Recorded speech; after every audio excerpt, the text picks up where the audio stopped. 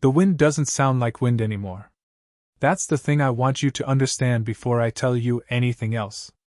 By the third night, the wind stopped sounding like weather and started sounding like breathing. I was sitting in the control room at 3:14 in the morning. I remember the time because the clock on the wall had stopped, and the only clock still working was the one stitched into the corner of the radar screen, glowing pale green over the swirl of an approaching system. A system that had no name. A system that, according to every official log I would later sign my own hand to, did not exist. The radio crackled. Not the ordinary static. This was the other kind, the kind that arrives in layers, like several people whispering the same word a half-second apart. And then, under all of it, low and patient, came a voice that knew my name. It said it the way my mother used to say it when I was small and had wandered too far from the house. Soft. Almost loving. Come back inside. But I was inside. I was already inside.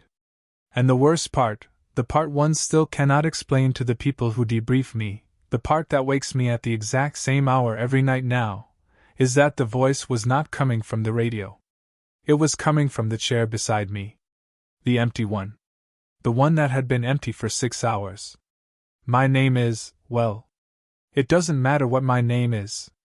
Names are one of the things they take from you up there, slowly, without telling you.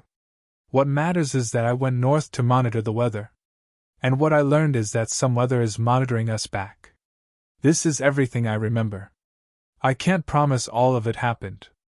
I can only promise that I believe it did, and that belief is the only thing I have left. The job posting was almost insultingly plain. Seasonal Environmental Data Technician. Remote posting. Northern Alaska. Room and board provided. 6-month contract. The pay was good.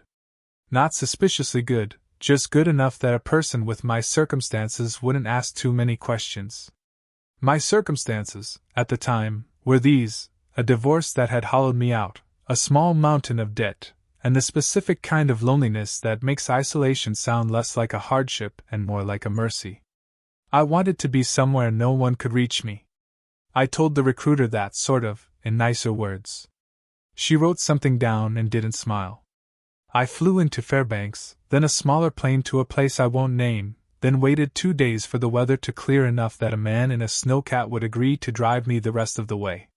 His name was Dell. He had the kind of face that looked carved out of the same gray rock the mountains were made of, and he didn't say more than 10 words the entire drive. One of those words was the answer to a question I asked about an hour in. I'd been watching the landscape change, trees giving way to scrub giving way to a white that had no features at all, and I asked him, just to fill the silence, how long he'd been making this run. Long enough, he said. I asked if the station crew was friendly. He took a while to answer that one. The snowcat ground forward. Then he said, "They're still there. That counts for something up here." I didn't understand what that meant. I let it go. That was the first of many things I let go, and I have come to believe that the letting go was the whole point. That a person who would let small wrongnesses slide was exactly the kind of person they hired. The station appeared the way a ship appears out of fog, all at once, more solid than the world around it. It was a low gray complex, half buried in drift, with a lattice tower rising off the eastern end studded with instruments, and a radar dome that turned slowly, endlessly, like something keeping time. Floodlights at the corners threw cones of light into the falling snow. There were no other buildings. There was no road, really, just the track Dell's machine carved and the wind erased behind us. Inside, the air was warm and dry and smelled of coffee, ozone, and something underneath that I couldn't place then and can place now. It smelled the way the air smells right before a lightning strike. That metallic, waiting smell. It never went away the whole time I was there. I just stopped noticing it, which is its own kind of horror, in retrospect. The station manager was a woman named Renner. 50s, maybe older, the cold ages people unevenly. She had short gray hair and the flat, economical movements of someone who never wasted energy. She shook my hand once, firmly, and looked at me for a moment longer than was comfortable, the way you'd look at a tool to check it for cracks before trusting it with weight. You read the manual, she said. It wasn't a question. Most of it. Read the rest tonight. She handed me a laminated card. And read this first. Before anything else. Before you unpack. Before you sleep. The card was white, the text printed in plain black. At the top it said, Station Conduct, Essential. And below that, 7 rules. I want to give them to you exactly as they were written, because I've thought about each word 10,000 times since. 1. Log every system. A system unlogged is a system that did not occur. This is not a metaphor. Do not log a system you are instructed not to log. 2. The radio is for relay only. If you hear your name on the radio, do not answer. Note the time. Continue your relay. 3. During a Class 3 weather event, all personnel remain indoors with exterior doors secured until the all clear. The all clear is a verbal code, not an absence of sound. 4. Do not go outside to investigate noises, lights, voices, or figures during any storm, regardless of how familiar they seem. 5. The east windows are sealed for a reason. Do not unseal them. Do not look for long. 6. If a colleague does not respond to their name 3 times, do not approach. Notify Renner. 7. You will forget things here. Write everything down. Trust the log over your memory. Always. I read it twice. Then I looked up at Renner, and I did the thing I think she was waiting to see if I'd do. I laughed a little. Is this a hazing thing? For the new guy? She didn't laugh. She didn't even blink.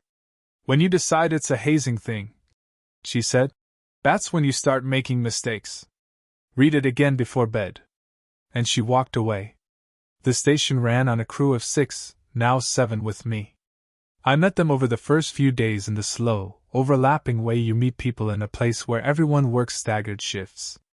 There was Renner, the manager. There was Dell, who I learned didn't just drive the snowcat but lived on site and handled the heavy mechanical work, the generators, the heating, the tower maintenance. There was a quiet, precise man named Okafor who ran the instrumentation and seemed to genuinely love the equipment, the only one of them who ever seemed content. There were 2 technicians close to my own age, Mara and Vance, who'd been there longest of the junior staff, 8 months, I think, maybe more. Their answers about it were vague. And there was the cook and quartermaster, an older man everyone called Sully, who had been at northern stations for 30 years and talked like a man who'd seen the bottom of every kind of silence there was. My job was straightforward on paper. I monitored a bank of instruments: temperature, barometric pressure, wind speed and direction, humidity, the radar feed. Every hour on the hour, I logged the readings into a digital system and a paper backup. Every 6 hours, I compiled a report and relayed it by radio to a regional center I never saw and a man on the other end whose voice I came to know better than his name. He went by his call sign Northgate. I was Station Vesper. I never learned what the name meant. I never asked. The routine was its own kind of comfort, at first. Wake. Coffee. Read the overnight logs. Take readings. Log. Maintain. Relay. Eat. Sleep. The work was real and the cold was real, and for the first week or 2, I let it all be exactly as small as it appeared. But there were details. There are always details, if you're the kind of person who notices, and I'm afraid I am. The first detail was the windows on the east side of the building. They were sealed, not boarded, but covered over with riveted steel panels from the inside, painted the same institutional gray as the walls. Every other window in the place looked out onto the snow. These didn't. When I asked Mara about it early on, she said the east side took the worst of the wind and they'd sealed it for insulation. It was a reasonable answer. It was the answer of someone who had given that answer many times. But the east side didn't take the worst of the wind. I knew that within a few days, because I was the one logging wind direction. The prevailing wind came from the northwest. The east windows faced the most sheltered exposure on the whole structure. I wrote that down. Rule 7. I was learning. The second detail was the logs themselves. When I read back through the overnight records on my third or fourth morning, I found a gap. Between 0200 and 0500 on a night 2 weeks before my arrival, there were no entries. Not blank entries, no entries at all, as if those hours had been lifted cleanly out of the record. The numbering of the log lines skipped. Line 4418 was followed by line 4422. I asked Okafor about it, since he was the most approachable. He was cleaning a sensor housing with a small brush, very gently, and he didn't stop. Sometimes a system comes through that we don't log, he said. A storm you don't log? Why wouldn't you log a storm? He set down the brush. He chose his words the way Renner did, like each one cost something. There are systems we're instructed not to record. Northgate makes the call. When they call it, we stop logging until the all clear, and we don't fill the gap afterward. The gap is part of the record. An honest gap. He picked the brush back up. You'll get one eventually. They'll talk you through it. But for what? What kind of storm doesn't get logged? And here Okafor did something I would see all of them do, eventually, in their own ways. He went still. Not frozen, just emptied briefly, like a house with the lights switched off, before they came back on. The kind that isn't really weather, he said, and that was all I could get from him. I told myself he was being dramatic. Bored men in remote places invent mysteries to keep themselves sane. I'd read about it. The isolation does things. I told myself a lot of things, that first month. I was very good at it. The dark came earlier each day.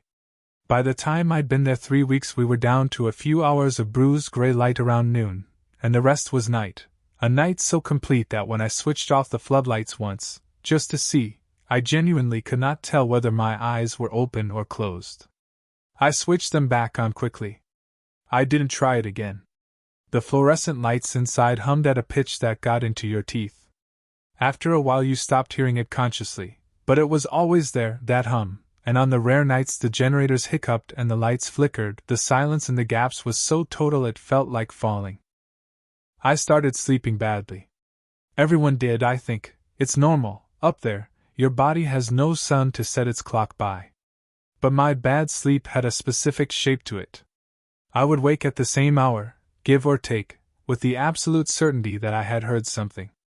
Not a dream sound. A real one. A long, low tone, almost below hearing, that I felt in the floor more than heard with my ears. Like a vast door, very far away, swinging slowly on its hinge. The first few times, I got up and checked the instruments. Nothing. Calm readings, light wind, stable pressure. The radar showed clear sky for 200 miles. I wrote it down anyway. The time. The feeling. The clear readings. I'm glad I did. Because when I went back through my own log weeks later, I found that the sound came on a schedule. Not every night. But when it came at intervals that were too regular to be random, and too irregular to be machinery. And every single time, the instruments said the sky was empty. Rule 7. Trust the log over your memory. The log was the only thing keeping me sane. It was also, I would come to understand, the only thing telling me the truth. And the truth was worse than anything my memory could have invented. The radio was the next thing to change, or rather, the next thing I learned to hear properly. Most of my relays were boring. I'd key the mic at the appointed hour, read off my numbers, Northgate would confirm receipt in his dry, tired voice, and that would be that. Sometimes we'd exchange a sentence or two, nothing personal, just the small talk of men who'll never meet. He'd ask if the heaters were holding. I'd ask if the supply run was on schedule. The texture of normal life, conducted across a void. But the radio had moods.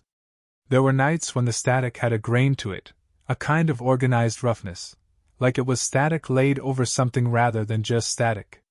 And on those nights, Northgate's voice would change. Get slower. More careful. He'd repeat my confirmations back to me in full instead of just acknowledging them. As if he wanted to be absolutely certain it was really me, really my numbers, really nothing else slipping into the channel. The first time I heard my name, I almost answered. It was a slow night, light snow, nothing on radar. I was halfway through my relay, reading off the barometric pressure, when the channel did the layering thing, that doubling, where the static seems to fold over on itself. And under Northgate's acknowledgement, clear as a struck bell, I heard my own name. Not my call sign. My actual name. The one I hadn't given to anyone at the station except on the contract paperwork. I froze with the mic keyed. Every instinct said to respond. Someone's calling me. You answer when someone calls you. That's the oldest reflex there is. My thumb was already shifting on the key. And then I remembered the card. Rule 2. If you hear your name on the radio, do not answer. Note the time. Continue your relay. I let go of the breath I was holding. I noted the time, 0247, in the margin of my log. And I continued the relay, reading off the next value in a voice that I'm proud to say only shook a little. Humidity, 61%. Wind, north-northwest 8 knots. Northgate confirmed. His voice was very careful now. Copy, Vesper. 61 and 8. You good in there? I'm good, I said. You note the time? So he'd heard it too. Or he knew. I noted it, I said. Good man. A pause. The static smoothed out, settled, became ordinary static again. Finish your relay and get some sleep. I asked Mara about it the next day. I found her in the galley, both hands around a mug, staring at the steam. It happened to me, I said. On the radio. I heard, it said my name. She nodded slowly. She didn't look surprised. She didn't look much of anything. You didn't answer. No. Good. She blew across the top of the mug. It gets your name from somewhere. We don't know where. Northgate thinks it's listening to the relays, pulling pieces. Renner thinks it's older than that it just knows. Either way. She shrugged, and the shrug was the most frightening thing about the whole conversation, because it was the shrug of someone discussing a leaky faucet. Either way, you don't answer. Answering is how B'Common left. Who's Brumman? She looked up at me then, and for just a second something moved behind her eyes, confusion, almost like a word on the tip of the tongue. Then it smoothed over. I don't know, she said. I don't know why I said that. There's no one here by that name. She said it with total sincerity. And the thing is, I believed her. I believe her still. I don't think she was lying. I think the name had been there a moment, real and solid, the name of someone she had known, and then it was simply gone, lifted out of her the way those hours had been lifted out of the log. I went and checked the crew roster that afternoon. 6 names plus mine. No Brumman. I checked the older logs, the ones going back before any of the current crew.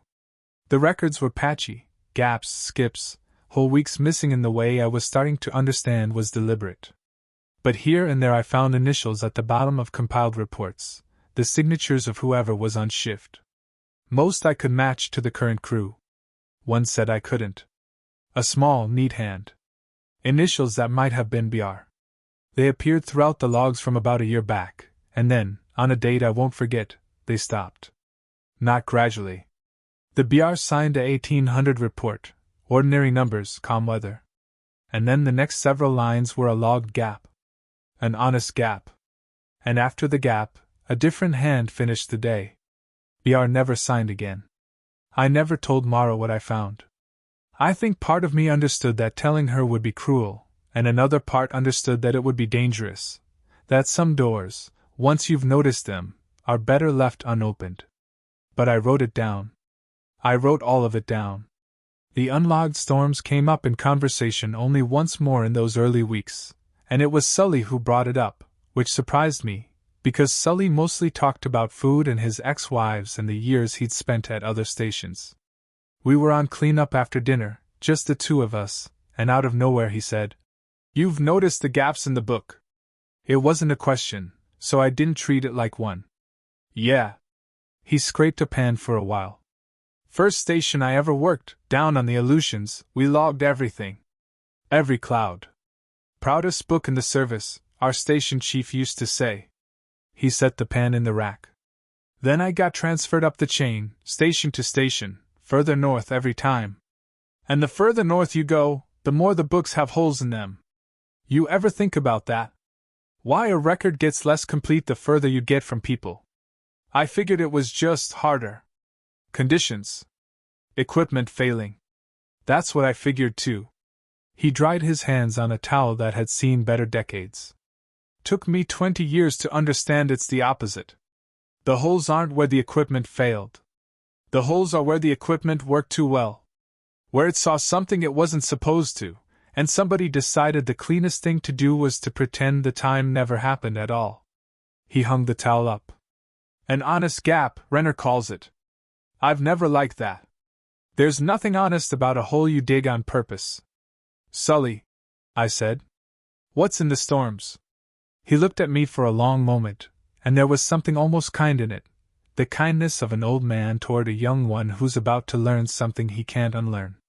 You'll get your first class 3 soon enough, he said. Couple weeks by the pressure trends. And when you do, you'll follow the card. Every rule in order, no improvising. And you'll come out the other side, and you won't have seen a thing, not really. Just felt it. And then you'll understand why nobody answers your questions, because there isn't an answer.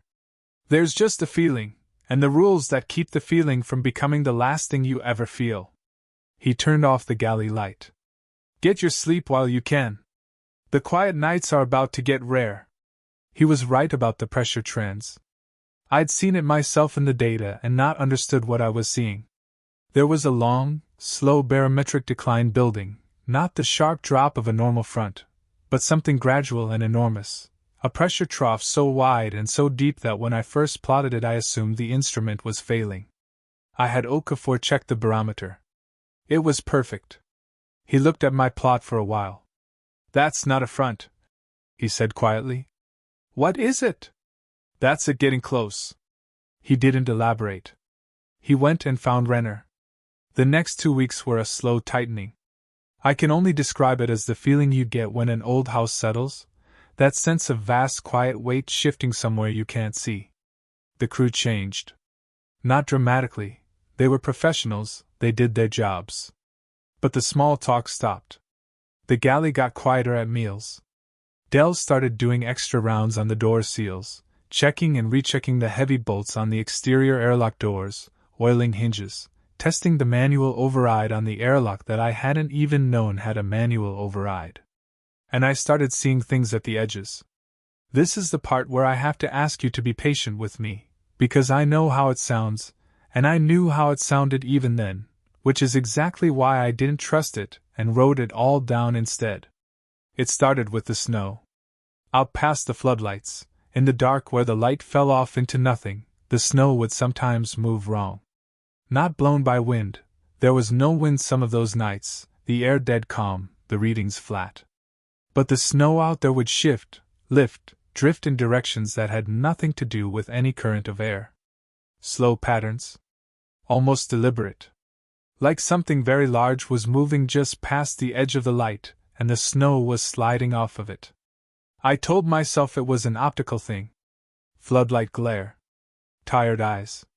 I have spent a long time in dark places and I know how the eye invents motion to fill emptiness.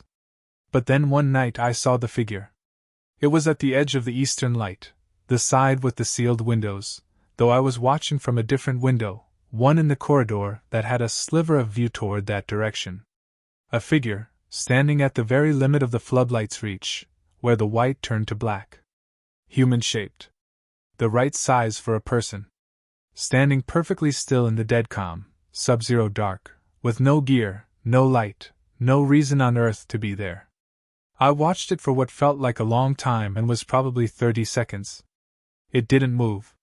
And the longer I watched, the more I became certain of something I still can't justify, that it was facing me.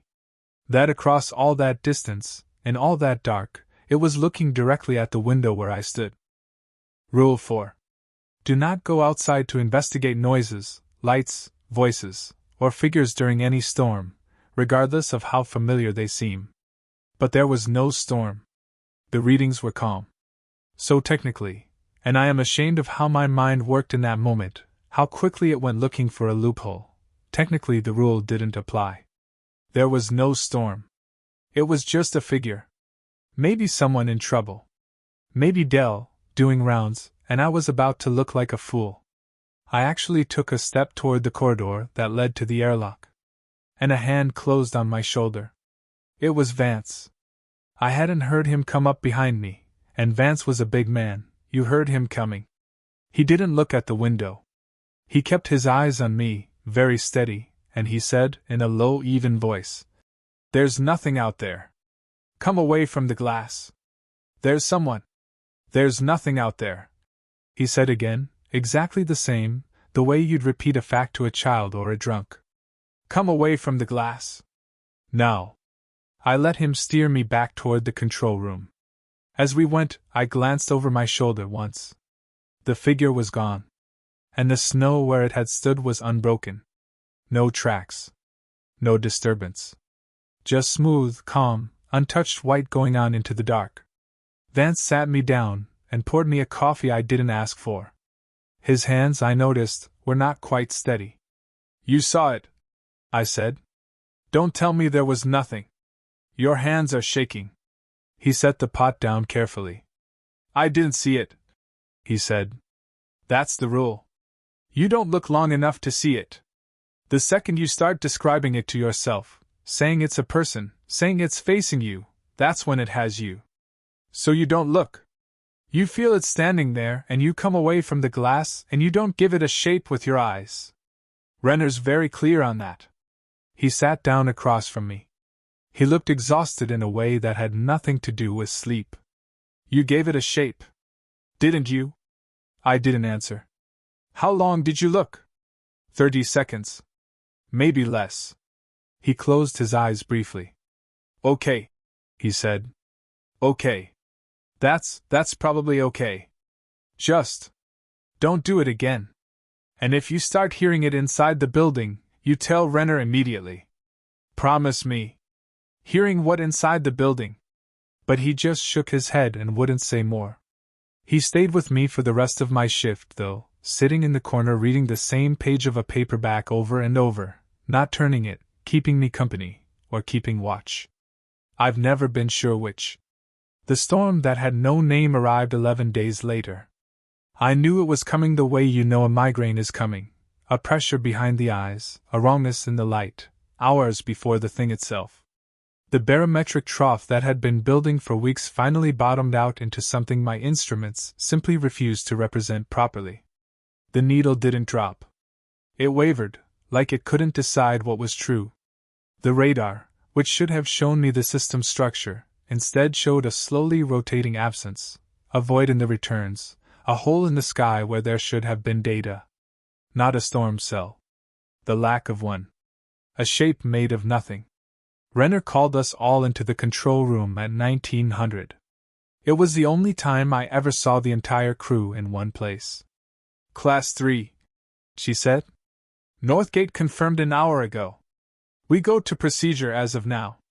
She looked around at us, and her eyes stopped on me. "First one for our newest. So I'll say it plain, for his sake, and the rest of you can stand to hear it again. From this moment until the all clear, no logging of the system. Relays continue on schedule, numbers only, no commentary, and you read exactly what's on the instruments even when the instruments lie, because they will lie. Exterior doors sealed. Nobody outside for any reason. If the heaters fail, we put on more layers, we do not go to the generator shed. Dell has the shed pre-warmed and it'll hold." She paused. "The east side is off limits entirely. Anyone caught near the sealed windows gets put on the next snowcat out, and I mean that. And the rules on the card are not suggestions tonight. They are the difference between the 7 of us still being 7 in the morning." "How long?" I asked. My voice sounded strange to me.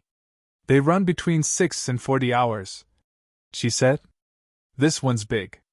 Plan for long." She softened, fractionally. "You'll be on relay through the worst of it, with me in the room. You won't be alone. Just do exactly what I tell you and don't improvise. The wrongness, and there will be a lot of it, none of it is for you to solve. It's just the weather. We let it pass. It hit at 2,140. It didn't hit the way a storm hits. There was no wall of wind, no sudden assault. Instead, the world outside the windows simply thickened. The floodlights, which normally threw clean cones into the falling snow, began to dim, not flickering, just dimming, as though the dark itself were pressing in and absorbing the light. The snow stopped falling in any direction I could understand. It hung. It moved sideways, upward, in slow spirals that ignored the dead flat readings on my wind gauge. Outside, by the instruments, the air was perfectly still. I logged it. Wind calm. Even as I watched the snow climb the tower against gravity. And the sound began. It started as the low tone I knew from my sleepless nights, that vast, slow, hinge-like groan I felt in the floor. But this time it didn't fade. It deepened, layered, until the whole building seemed to be resonating with it, a sound so low it was less a sound than a sensation, a pressure on the inner ear, a sense of something enormous turning over in its sleep just beneath the snow. The fluorescent lights buzzed and dimmed in time with it. Or it kept time with them. I genuinely could not tell which was leading. Relay, Brenner said quietly. She was sitting in the corner with a clipboard and a flashlight, very still. I keyed the mic. Northgate, Vesper, 2200 relay. My voice was a stranger's. Temperature -31. Pressure. I looked at the wavering needle and read what it landed on. Pressure 26.2 and unstable. Wind calm. Humidity. The humidity gauge read 100%, which was impossible at that temperature, but I read it. Humidity 100%. Visibility nil. The static took a long time to answer. When Northgate came back, his voice was thin, far away, fighting through that grainy layered roughness. Copy, Vesper. 26.2 unstable, calm, 100 nil. You holding? We're holding. Stay on the schedule. Don't miss a relay. Whatever you hear, stay on the schedule. A pause. The static folded over itself. And underneath it, faint but unmistakable, I heard a sound that I have never been able to forget, the sound of many people, very far away, all speaking at once in a language with no hard edges to it, a succession of voices like wind through a forest that wasn't there. Renner saw my face. It's in the channel, she said softly. It gets into the channel during a Class 3. Read your numbers, ignore the rest. Northgate's trained for it on his end. I made it through the 2200 relay. And the 2300. And the one after that. I read numbers into the void while the building groaned around me and the lights dimmed and brightened to a rhythm that was not mine. It was somewhere around 0100 that the equipment started showing me the impossible thing. The radar, that slowly rotating void in the returns, began to fill in. Not with weather. With structure. A pattern resolved out of the nothing, sweep by sweep, and it was geometric. Concentric. Regular in a way that no storm has ever been or could ever be. Rings within rings, slowly rotating, with something at the center that the radar rendered as a single bright unmoving point, perfectly still while everything turned around it. It looked, more than anything, like an eye. I stared at it. I couldn't help it. And as I stared, the bright point at the center, the pupil, my mind insisted, the pupil, seemed to grow fractionally larger with each sweep. Closer. Or opening wider. Renner, I said. She came and looked over my shoulder. She was quiet for a moment. Then she reached past me and turned the radar display off. Don't watch it open, she said. That's how it gets your attention. The relays it tolerates, we read numbers, it's almost like prayer to it, I think, it likes the rhythm. But the watching it doesn't tolerate. The watching it answers. She straightened. We run blind until the all clear. We have the numbers from the other instruments. We don't need the picture. Renner, what is it? What is actually? I don't know, she said, and for the first time her voice had something raw in it. 30 years in the service and I don't know. Nobody knows. There are stations like this one strung all the way across the north, all of them sitting on the places the systems pass through, all of them keeping the books with the honest gaps in them. We're not here to understand it. We're here to know when it's awake, and to not be the thing that draws its eye. That's the whole job. That's all the job has ever been. She sat back down in her corner. Stay on the schedule. We're maybe halfway. It was during the long dark hours after that, somewhere I lost track of, because the clocks had all stopped except the one on the dead radar screen, and I'd turned that off, that I started losing pieces of myself. I would surface from a relay with no memory of having begun it, the mic warm in my hand, Northgate's confirmation already coming back. I'd look at my log and find entries in my own handwriting that I had no memory of writing, times I couldn't account for. Once I found, in the margin, in my own hand, the words "Don't let it use your voice," and I had no memory of writing them and no idea what they meant, and the not knowing was so total and so cold that I had to put the pen down and breathe. I asked Renner how long it had been. She said about 30 hours. I would have sworn it had been 6. She said that was normal, that the system did something to time, or to the way the mind kept it, and that this was exactly why Rule 7 existed. Trust the log over your memory. The log said 30 hours. So it had been 30 hours, no matter what the inside of my head insisted. And then there was the chair. This is the part from the very beginning. This is the 0314 I started with, though by then I had no real sense of what time it was. I reconstructed the 0314 afterward. From the dead clock on the radar I switched back on for exactly 4 seconds and immediately switched off again, for seconds in which the eye had grown enormous, filling the whole sweep, the pupil a black well opening onto nothing. I had been alone in the control room. Renner had gone to check on the others. They were riding it out in the inner rooms, the windowless core of the station, and she did rounds every hour to make sure everyone still answered to their name. Rule 6. If a colleague does not respond to their name 3 times, do not approach. She'd been gone, I thought, a few minutes. The chair beside me had been empty for hours. Renner's chair, in the corner, was the occupied one. This was a second chair, an old swivel chair pushed against the bank of instruments, that had been empty since the storm began. The radio crackled. The layered static. And the voice came, my name, soft, the way my mother used to say it, "Come back inside," and I understood with total clarity that it was not coming from the radio at all. It was coming from the empty chair beside me. From the air just above the empty seat, at exactly the height where a person's head would be if a person were sitting there. I did not turn to look.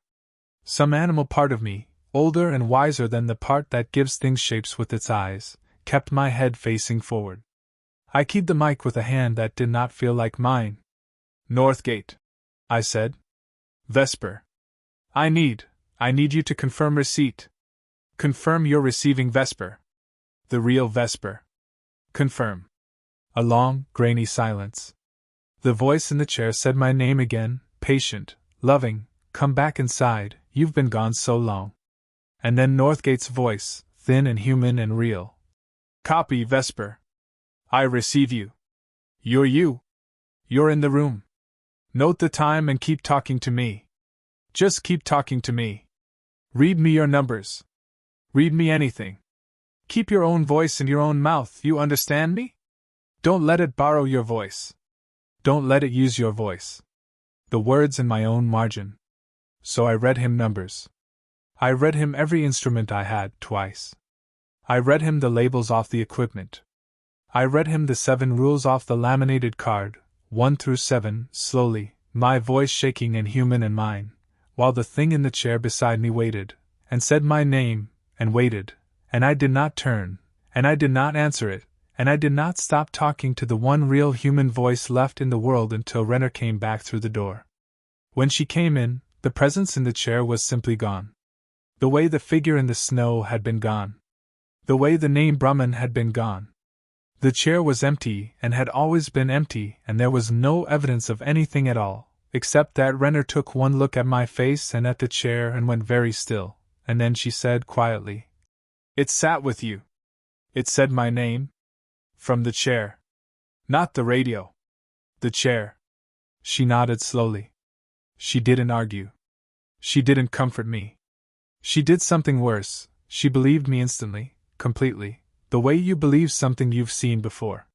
You didn't answer it. No. You kept your voice your own. Northgate told me to. He told me not to let it borrow my voice.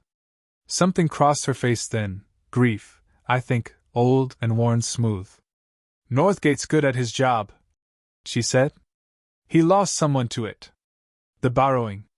That's why he's so careful. She pulled the empty chair away from me, all the way across the room, and turned it to face the wall. It tries the chair on people.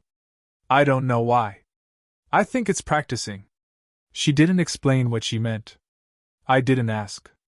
I didn't want to know what it was practicing for. The storm broke its 40-hour ceiling. I know that because the relay schedule didn't stop, and I counted the relays afterward, going back through the log, the honest ungapped relays where I'd read numbers into the dark. 43 hours. Then 46. The longest Class 3 anyone at the station could remember, and Sully could remember a lot. Somewhere in there, the crew began to break, quietly, in the way that mattered. Okafor stopped speaking. He answered to his name when Renner did her rounds. That was the line, that was Rule 6, you had to answer to your name, 3 chances. But he answered it slower each time, and by the second day he was just barely making it, the third call of his name hanging in the air for a long second before he'd whisper. Here. Renner started doing his rounds more often. I saw her sit with him for a while, just holding his hand, saying his name to him gently every few minutes, not as a test but as a tether. Keeping him anchored to the one fact the thing wanted to erase, his own name. Who he was. That he was a he, a who, a person, and not just a voice to be borrowed. Mara developed a habit of standing too close to the inner walls, pressing her back flat against them, eyes moving constantly. When I asked if she was all right, she said, I can hear it walking in the east rooms. Behind the sealed side. It's been walking back and forth for hours. You can't hear it? I couldn't. I told her I couldn't. She looked at me with something like pity and said, You will. Vance held up best, the big steady man, but even he had taken to whispering a constant low monologue under his breath, his name, his sister's name, the name of his town, his old phone number, a litany of true things about a real life, said over and over like a man saying a rosary, like a man building a wall of facts between himself and something that wanted to take all of them away. And it was during this long broken stretch, while Renner was occupied keeping Okafor tethered and the others kept their own private vigils, that I found the records. I wasn't snooping, exactly. I was looking for a working clock, or a reason the relay schedule said one thing and my body said another. The control room had a steel filing cabinet, locked, that I'd never seen opened. In the chaos of the long storm someone had left the key in it, Renner, I think, in her exhaustion, going for something and forgetting. I told myself I was looking for the relay schedule.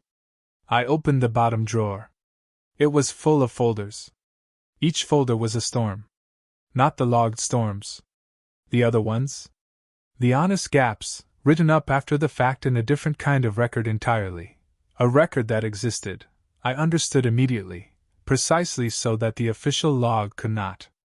Each folder had a date range, the hours that had been lifted out of the official book. And inside each one, in the careful hands of decades of station crews, was an account of what had happened during the gap. I only had time to read a few before Renner came back. But a few was enough. A few was far too much. They went back 40 years. 40 years of this station, and reference to other stations, a whole quiet archipelago of them strung across the top of the world, and the same thing in every folder, described 100 different ways by 100 different exhausted people who had all, like me, been forbidden from writing it in the real book. They didn't call it a creature. None of them did. The oldest folders called it the resident. Later ones called it the system. Lowercase, like a private joke, like the only way to survive naming it was to name it the most boring thing imaginable. One folder, in a shaking hand, called it the thing that wears the weather. Because that was the closest any of them came to an explanation, and it wasn't close at all. The storms were not the thing. The storms were what the thing wore to move. It lived somewhere that wasn't quite here, under the ice, beyond the dark, in some fold of the world the cold made thin, and when it wanted to cross from there to here, it pulled a storm over itself like a coat, and walked.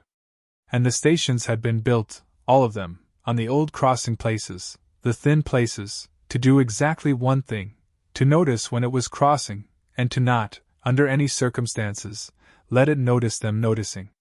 Because it was lonely. That was the part that broke something in me, reading it.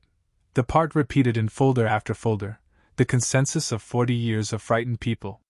It wasn't malevolent, exactly. It was lonely, in a vast and ancient and patient way, and it wanted company, and the way it took company was to learn a person, their name, their voice, the shape of how they sat in a chair, and then to wear them too, the way it wore the weather. To borrow them. To take them across to wherever it lived, leaving behind only a gap. An honest gap. A skip in the numbering. A name nobody could quite remember. Br. The neat small hand that signed reports for a year, and then signed a logged gap and never signed again. The name Mara had said and then lost. Brumman. The chair the thing kept practicing in. I think it's practicing, Renner had said. Practicing sitting. Practicing being a person who sits in a chair in a warm room. Practicing being one of us so that the next time it reached for someone, it would fit. The reports censored themselves. That was why. Not to hide a monster from the public. The public would never have believed it anyway. They were censored because the thing could read. Because it was in the channel, in the static, in the building, and the one thing that drew its full attention, the one thing more dangerous than watching it on the radar, was writing it down. Naming it in the permanent record. Making it real in the place where realness was kept. The honest gap wasn't a cover-up. It was camouflage. It was 40 years of frightened people agreeing to pretend they hadn't seen the thing that was always watching to see if it had been seen. Renner found me with a folder open in my lap. She didn't shout. She just took it, gently, and closed it, and put it back in the drawer, and turned the key, and pocketed it. Now you know, she said. Was it worth it? I didn't have an answer. It's worse to know, she said. I'll tell you that for free. The ones who do best up here are the ones who follow the card and never need to understand why. You're not going to be one of those now. You're going to be one of the other kind. She sat down heavily, and she suddenly looked every one of her years and more. The kind that knows. We don't last as long, the knowing kind. Something about carrying it. But we're useful in our way. We're the ones who write the folders. She nodded at the cabinet. Somebody has to. So the next crew, in 20 years, knows what the rules are for. Even if it kills us a little faster to be the ones who remember. The all-clear came at the 51st hour. It was not the absence of sound. Rule 3 had warned me of that. The all-clear is a verbal code, not an absence of sound, and now I understood why. The storm didn't fade away. The low groaning resonance simply stopped, all at once, between one breath and the next, the way a held note ends. And in the silence that followed, the worst silence I have ever heard, a silence with a texture to it, a silence that seemed to be listening back, the radio crackled, clean and clear, no layers, no whispers, and Northgate's voice came through tired and human and real. Vesper Northgate. All clear, all clear, all clear. Code is lantern. I say again, all clear, code lantern. Confirm and resume normal logging. Renner let out a breath I think she'd been holding for 51 hours. Confirm code lantern, she said into the mic, taking it from me. Resuming normal logging. Vesper out. She set the mic down. It's gone. Back across. Until next time. The floodlights outside brightened to their normal cold white. The snow began to fall straight down, ordinary snow, obeying ordinary gravity. The barometer needle steadied and climbed. The radar, when I dared to turn it on, showed clear sky for 200 miles. Empty. Innocent. As if nothing had ever been there at all. We resumed normal logging. I keyed in the 0600 readings, ordinary numbers, and the log accepted them, and the line numbers picked up right where they'd left off 51 hours before, 8,841 following 8,840, as if no time had passed, as if there were no gap. Because of course there was no gap, not in the official book. The official book showed a routine relay at the start of the storm and a routine relay at the end and nothing at all, in between. 2.5 days gone. An honest gap. The cleanest hole you ever saw. We were 6 in the morning. We had gone into the storm 7. It took me almost a full day to understand that, because that's how it works, that's the whole horror of it. The understanding comes slow, fighting against a mind that's been gently rearranged to not notice. I kept feeling that something was off, the way you feel a missing tooth with your tongue. I did rounds in my head counting. Renner. Dell. Sully. Mara. Vance. Me. Okafor. There had been an Okafor. The instrumentation man, the only one who'd ever seemed content, the one who loved the equipment and cleaned the sensor housings with a little brush, the one Renner had sat with and held by the hand and tethered with his own name, slower and slower, here.